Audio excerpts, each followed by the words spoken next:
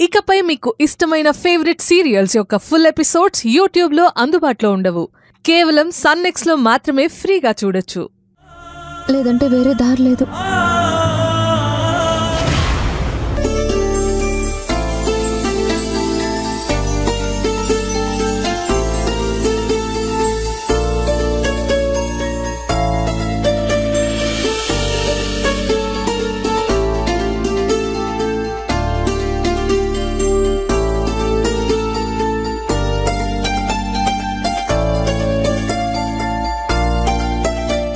చెప్పినట్టుగా సీనియర్ ఎంప్లాయీస్తో మాట్లాడి కొత్త ప్రాజెక్ట్ మీద కాన్సన్ట్రేట్ చేయాలి.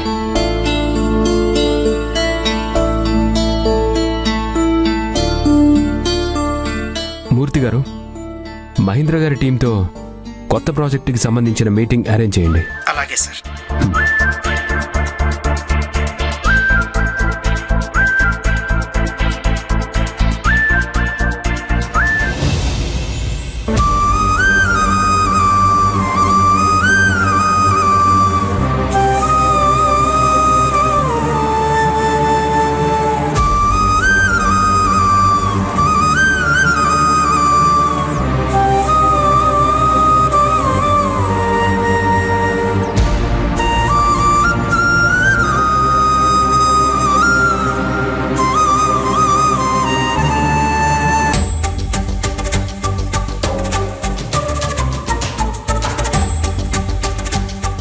ఏంటి శ్రావణి, మళ్ళీ కంగారుగా ఉన్నావేంటి? నీ వంటలు మెచ్చుకొని ఆఫీసులో వాళ్ళందరూ ఫ్యాన్స్ అయిపోయారు కదా. అందుకు కాదు నేను భయపడేది. కానీ నేను ఇక్కడ క్యాంటీన్ నడుపుతున్నందుకు శ్రీవారికి తెలిస్తే ఏమంటారో ఏంటో. ఎలా తెలుస్తుంది? ఆయన కిచెన్లోకి వచ్చి చూస్తారా ఏంటి? ఒకవేళ ఇంటి నుంచి భోజనం రావడం లేట్ అయితే భోజనానికి ప్యూర్ని పంపిస్తారు. నిన్ను చూసే అవకాశమే లేదు. శ్రావణి, నీ భయంతో నన్ను చంపొద్దు. ఇలాగే అక్షయ్ బాబు గురించి ఆలోచించుకుంటావా? వంట స్టార్ట్ చేస్తావా? లేదు వాణి, ఇప్పుడే వంట స్టార్ట్ చేస్తాను. నిన్నందరూ వంట బాగుందని పొగిడారు కదా, ఈరోజు ఇంకా రుచిగా వండి పెట్టాలి. నువ్వు కూరగాయలు కట్ చేస్తా ఉండు, నేను మిగతా పనులు చేస్తాను.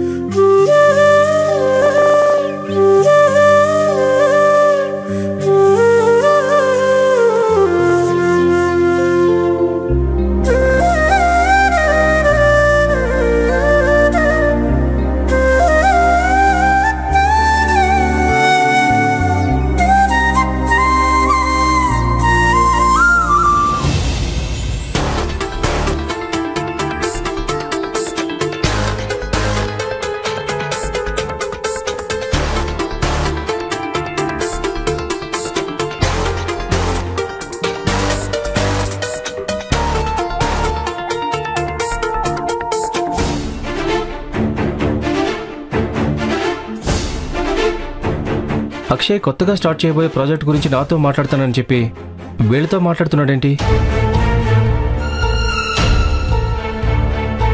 అక్షయ్, నవీన్, సారీరా, నీతో మీటింగ్ క్యాన్సిల్ చేశాను. ఇక మీదట మనం స్టార్ట్ చేయబోయే ప్రాజెక్ట్ని ఈ టీంకి అప్పగిస్తున్నాను. అక్షయ్, ఏమంటున్నావురా? వీళ్ళు హ్యాండిల్ చేస్తారా? నాతో డిస్కస్ చేయకుండా ఇంత పెద్ద డెసిషన్ సడన్గా ఎందుకు తీసుకున్నావు? దీని గురించి నీతో తర్వాత మాట్లాడతాను. నువ్వెళ్ళు.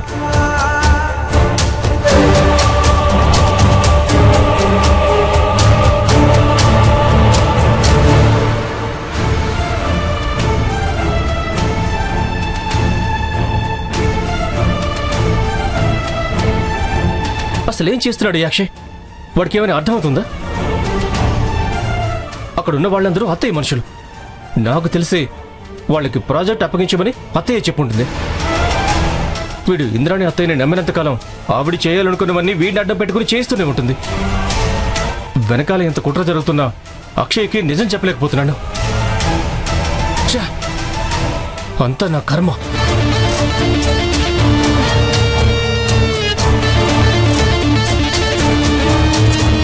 Hello madam. చెప్పు. అంతా మీరు చెప్పినట్టుగానే జరుగుతుంది మేడం. అక్షయ్ సార్ మాహిష్మా ప్రాజెక్ట్ని మాకే అప్పగించారు మేడం.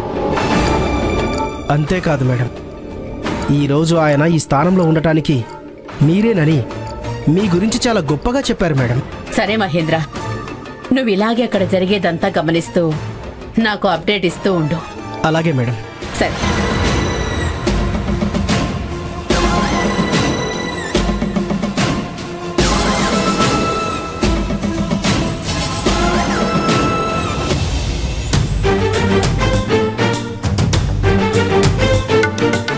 నేను ఎలాగైనా సరే బయటికెళ్ళి శ్రావణితో మాట్లాడాలి.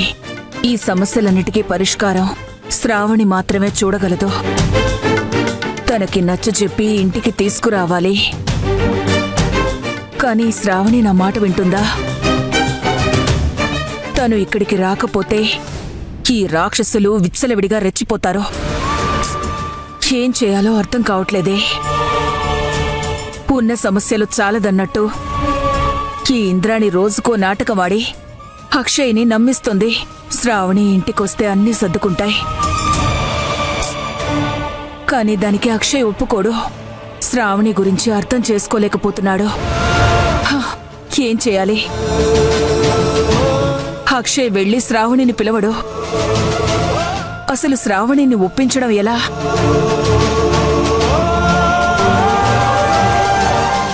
అమ్మా దేవరమ్మా, నేను నిన్నే నమ్ముకున్నాను. నువ్వే నాకు దారి చూపించాలి. ఈ దీపేంటి ఇంకా ఫోన్ చేయలేదు? అక్షయ్ ఉద్యోగం ఇచ్చాడో లేదో, నేనే ఫోన్ చేసి కనుక్కుంటే బెటర్.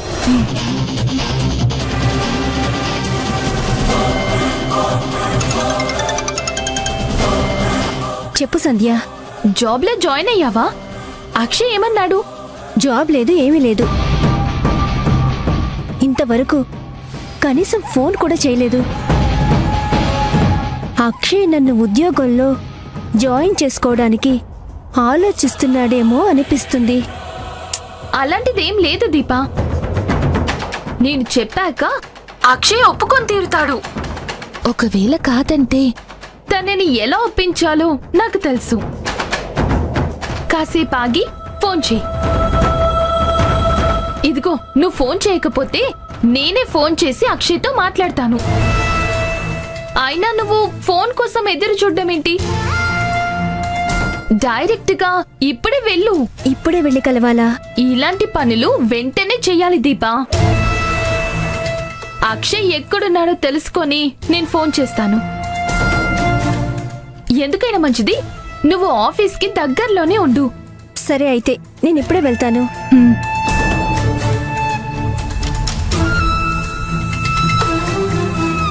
సంధ్య చెప్పినట్టు నేనిప్పుడు వెళ్ళడమే కరెక్ట్. ఎంత తొందరగా ఆఫీస్లో జాయిన్ అయితే అంత మంచిది.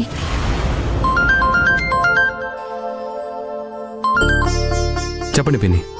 నాన్న అక్షయ్, ఈరోజు నీకోసం ఏం వండాలో చెప్పు, అవన్నీ వండి పంపిస్తాను. పిన్ని ప్లీజ్, మీరు నా కోసం శ్రమ తీసుకోకండి.